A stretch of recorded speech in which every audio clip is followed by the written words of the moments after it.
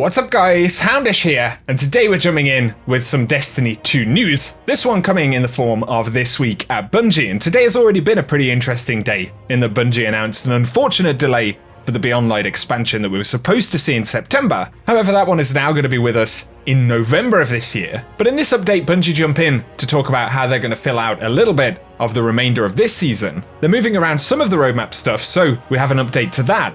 And that includes that Festival of the Lost is going to be taking place during Season of Arrivals. So we'll round up what they have planned there, but also they talk about Conqueror and the return of the Nightfall Ordeal, which is going to start next week. And then we've got a few additional updates, resolved issues, leaks, quests, and upcoming content to speak about. So guys, I hope you enjoy the video, but without further delay, let's get into it. And so initially, Bungie have announced that November 10th is going to be the new launch date for the Beyond Light expansion. And of course, they've been working from home with the world events that have been taking place recently, and that's going to be a major contributing factor behind that delay. And so in this week at Bungie, they do have the link to that full announcement. I'll link that in the description, and I also have a video about it. But they go on to say, while we're sad to keep the secrets of Europa under wraps for a few extra weeks, our dev team is putting the work in to deliver an adventure that is worthy of your bravery, and doing that work from our home finds us very far away from our usual idea of working together in a studio. So we're taking the time that we need right now to do it under the most challenging of conditions. But with the extra time between September and November, we have some plans to make the most of the suddenly longer season. Moments of Triumph will be extended to November 10th, 2020, cutting it close on some of those tougher triumphs. Obviously, it's going to be a little bit less of a concern now, because we're going to have extra time to finish them off. But they also say that the show must go on, and Festival of the Lost will now take place during Season of Arrivals, beginning on October 6th. And so, they're planning a handful of ritual activity modifiers to look forward to, and presumably these will take place during that event, but also over the course of the summer. So they've got Increased Valor, Infamy, and Redacted. Not sure whether the Redacted bonus could maybe be something like an XP boost, or a future currency or progression system, maybe something associated to the upcoming event. And they say a few additional Iron Banner events between September and November will take place, as well as more. They say that they know that no amount of extra infamy or valor will keep your hunger satiated, but we have a few more surprises to share on the road to launch, so stay tuned. And so give us your thoughts on that announcement today, guys, and everything that'll be going on over the next few weeks. Looking at the updated roadmap they provided, Solstice of Heroes is still going to take place on August 11th.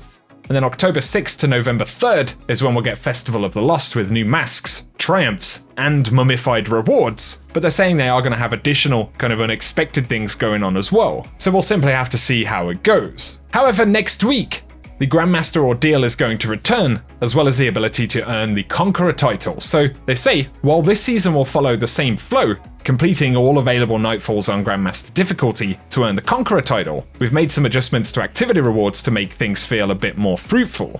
And so for the Nightfall Ordeal, they've increased Masterwork material drops for Grandmaster Nightfall difficulty, and if you get a completion at Platinum, Gold, and Silver, you'll now have higher chances of dropping an exotic armor item. For completions at Platinum, you'll also be guaranteed 1 Ascendant Shard, with a small chance at 1 additional, and 4 Enhancement Prisms, with a moderate chance at 1 or 2 additional. And for Grandmaster at Gold, it'll guarantee 2 Enhancement Prisms, with a moderate chance at 2 additional ones drop in, followed by a Silver completion, still having a small chance at 2 Enhancement Prisms. And of course, if you want to hunt Grandmaster this season, you'll have to complete the new list of strikes they have for the Triumph in Season 11. However, Grandmaster difficulty will become available on Tuesday, July 21st at 10 AM Pacific time, so that'll be next week's reset, and it'll be interesting to see what happens. Here, they've got a quick update about farming with dogs, and this is in reference to them disabling the Contender's Shell perk.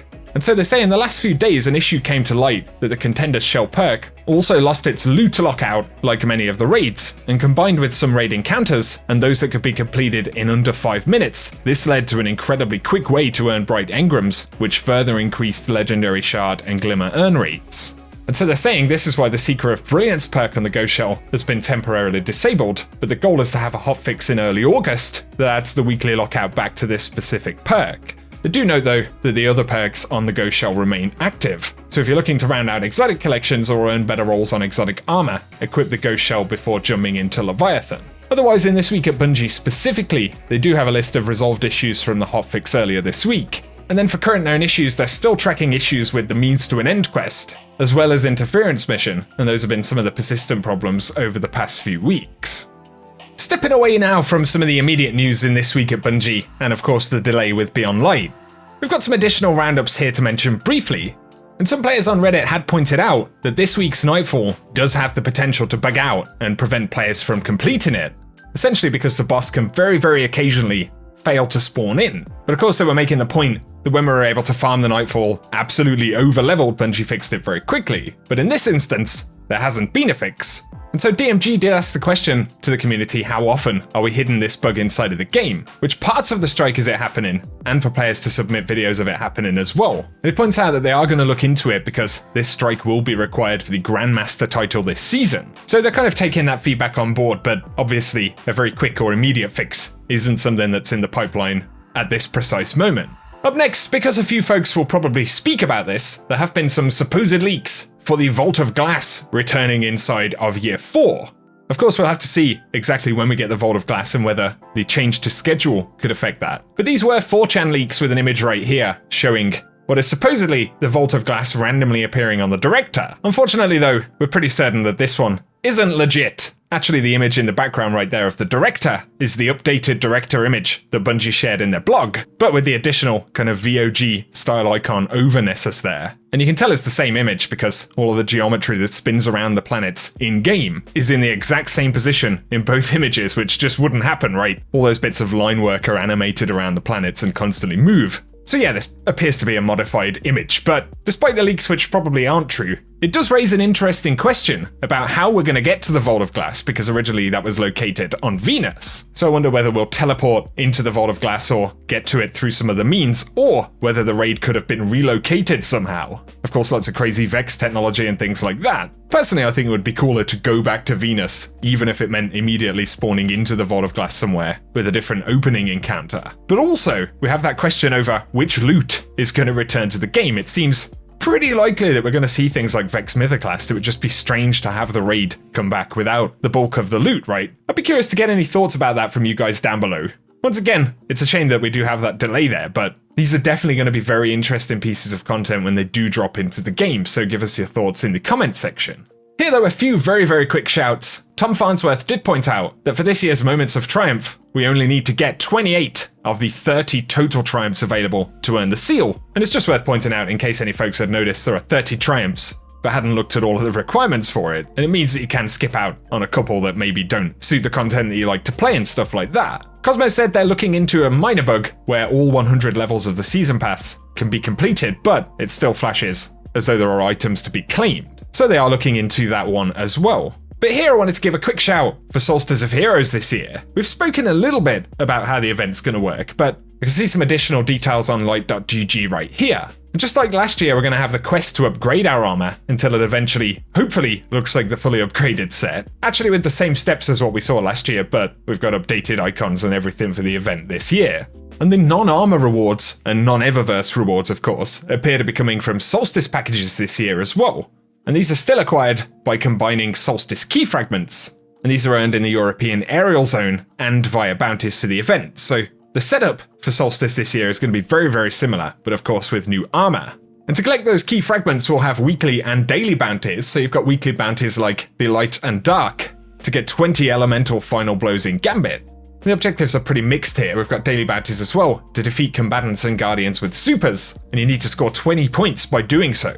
All of the daily and weekly bounty objectives look fairly straightforward, and of course this will be good for farming XP on the Season Pass, although we've got plenty of time to catch up throughout the remainder of this season over the summer.